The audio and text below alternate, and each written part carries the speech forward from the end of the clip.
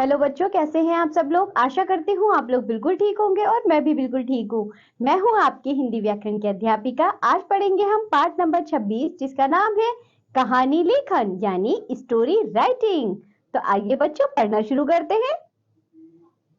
बचपन में दादी, नानी या माँ से कहानी सुनना प्रत्येक बच्चे का शौक होता है, परंतु धीरे धीरे जब बच्चा बड़ा होने लगता है तो उसे कहानी पढ़ना, सुनना व लिखना भी अच्छा लगता है।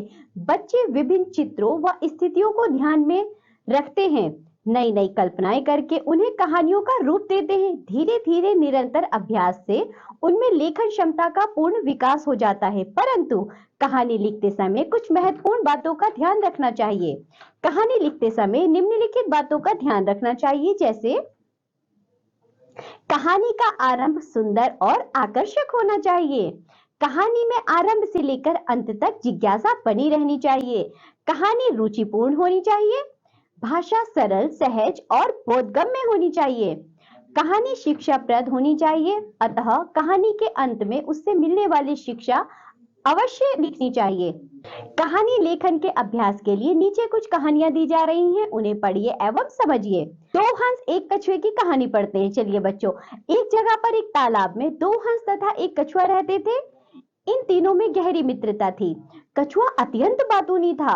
हंसों ने कई बार उसे समझाया कि जो व्यर्थ की बातें करते हैं वे बाद में पछताते हैं, पर कछुआ अपनी आदत से मजबूर था। एक बार वर्षा कम हुई जिसके कारण तालाब का जल सूख गया।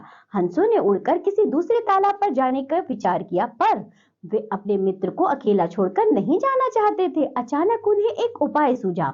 वे लकड़ी का एक मजबूत टुकड़ा उठाकर लाए और कछुए से बोले, हम दोनों इस लकड़ी को अपनी अपनी चोंच में दबा लेंगे और तुम इसे मध्य में अच्छी तरह से अपने मुंह में पकड़ लेना।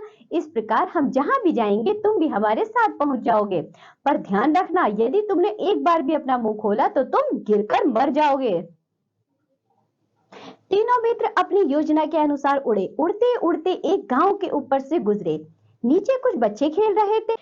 जब उन्होंने दो हंसों को एक कछुए को ले जाते देखा तो वे चिल्लाए, देखो देखो, दो हंस एक कछुए को ले जा रहे हैं। थोड़ी देर में नीचे गिरेगा तो हम उसे पकड़ लेंगे। कछुआ उनकी बात सुनकर चुप न रह सका।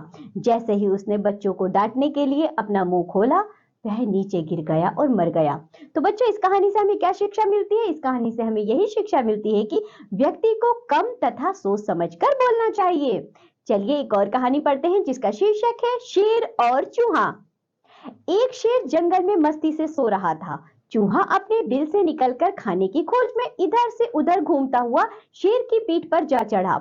शेर की पीठ पर घूमने में चूहे को आनंद आ रहा था। घूमते घूमते वह शेर की मूंछों में आ घुसा। शेर जाग गया और जैसे ही पंजा मूंछों पर ले गया, चूहा उसके पंजे में आ गया। शेर को बड़ा गुस्सा आया और चूहे को पंजे में दबाकर मारना ही चाहता था कि चूहा बोला, महाराज, आप जंगल के राजा और मैं छोटा सा मूर्ख जीव, मुझसे भूल हो गई, मेरी जान बख्श दीजिए, शायद मैं कभी आपके काम आ सकूं।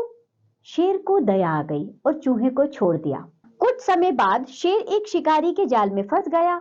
वह जितना निकलने का प्रयत्न करता उतना ही जाल में फंसता जाता। शेर ने दहाड़ना शुरू किया। चूहे ने शेर की दहाड़ में उसकी बेचैनी सुनी। धीरे धीरे पास आया और शेर को तड़पता देखकर बोला, महाराज, आप थोड़ी देर शांत होकर बैठें, मैं इस जाल के फंदे काटता हूं। चूहे ने अपने तेज दांतों से जाल के फंदे काट डाले। शिकारी के आने से पहले शेर जाल से निकल चुका था। शेर ने चूहे के प्रति अपनी कृतज्ञता प्रकट की और जंगल की ओर भाग गया। तो बच्चों, यहाँ हमने दो कहानियां पढ़ी हैं। इसी के साथ ये पाठ होता है यहाँ समाप्त। आप एक कहानी अवश्य लिखेंगे। अब हम मिलेंगे आपसे अगली कक्षा में। तब तक के लिए बाय बच्चों।